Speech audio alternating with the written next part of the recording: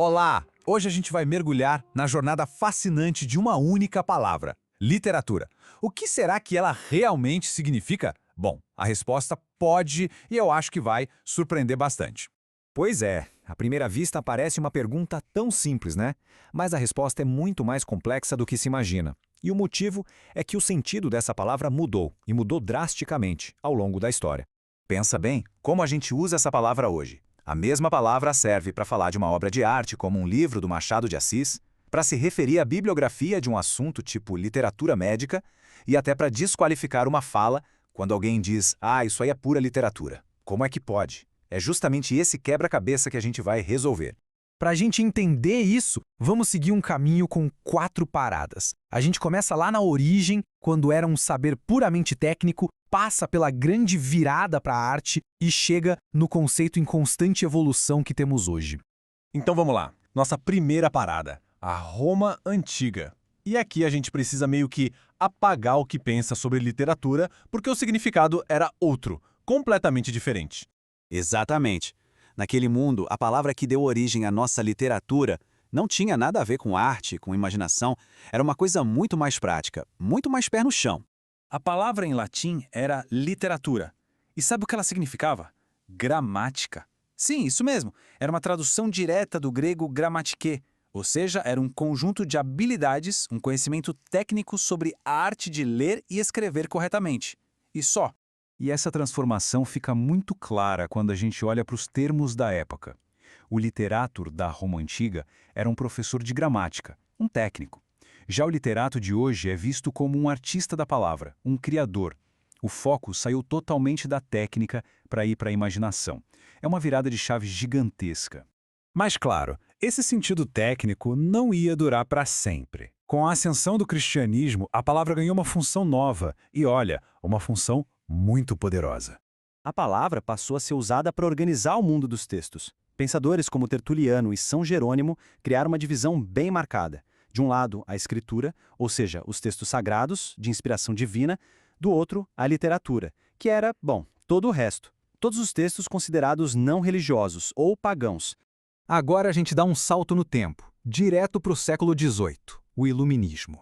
É aqui que o jogo vira de verdade, e a literatura começa a se parecer com o que a gente conhece.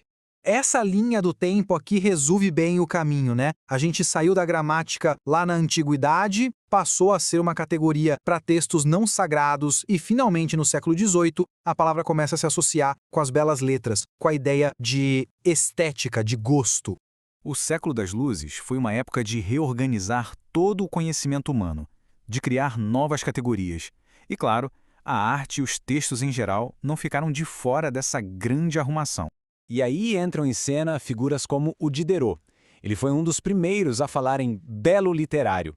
Ou seja, ele estava afirmando que a literatura tem uma beleza própria, específica, que não é a mesma beleza da música ou da pintura. A literatura estava finalmente encontrando seu próprio espaço. O Voltaire também fez uma distinção fundamental.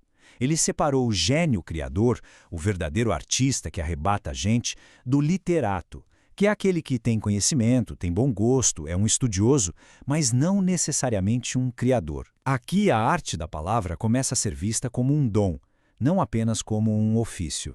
E foi também nessa época que a palavra literatura passou a significar o conjunto de obras de uma nação, o corpo de textos de um país, uma ideia popularizada por gente como Lessing. É por isso que hoje a gente fala tão naturalmente em literatura brasileira ou literatura inglesa. E tudo isso nos traz para os dias de hoje, onde os ecos dessa longa e rica história continuam moldando a forma como a gente entende e usa essa palavra. Lembra daquela confusão que a gente viu no começo? Agora faz todo sentido. Cada um daqueles usos que pareciam conflitantes é, na verdade, um resquício de uma fase da história da palavra. A literatura como arte, como conjunto de obras, como bibliografia e até como conversa fiada, tudo isso sobreviveu e coexiste hoje. E essa frase do teórico Terry Eagleton é perfeita para a gente fechar o raciocínio. O que ele está dizendo é que ser ou não ser literatura não é algo que nasce com o texto. É um rótulo, um status, que a sociedade e a cultura decidem impor a certos textos com base em valores que mudam com o tempo. Então a grande lição é esta. A definição de literatura não é algo fixo, permanente. É um conceito fluido, um fenômeno vivo, que está sempre mudando, sempre sendo moldado pela história e pelo contexto social. O que é valorizado como arte hoje pode não ter sido no passado e vice-versa.